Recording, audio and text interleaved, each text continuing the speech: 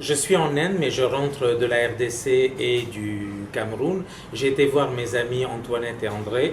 Je les ai vus travailler sur leur propre terre, sur l'agriculture naturelle, à faire de leur ferme un modèle pour leur population et leur communauté.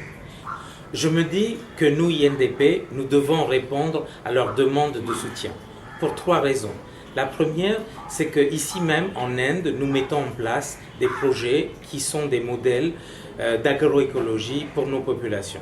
La deuxième, c'est qu'il y a beaucoup de similitudes entre ces pays africains et l'Inde sur le plan climatique, sur le plan géographique, sur le plan culturel.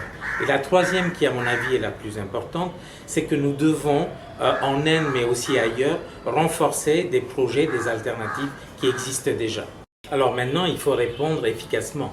C'est pour cela que je me tourne vers mes anciens stagiaires, des stagiaires d'INDP qui connaissent INDP, ses valeurs, ses principes, sa façon de faire et le terrain aussi en Inde.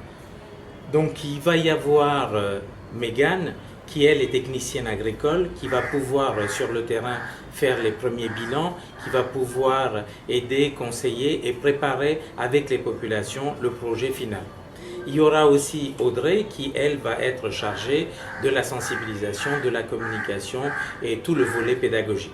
Je vais aussi les accompagner pour moi être responsable du cadre politique du projet et du cadre général. Nous allons donc à Troyes nous rendre en juillet 2016 sur le terrain pour une période de 2 semaines. Et donc sur place, nous allons, chacun de nous, effectuer un bilan, un état des lieux de ce qui existe, de ce qui pourrait être fait.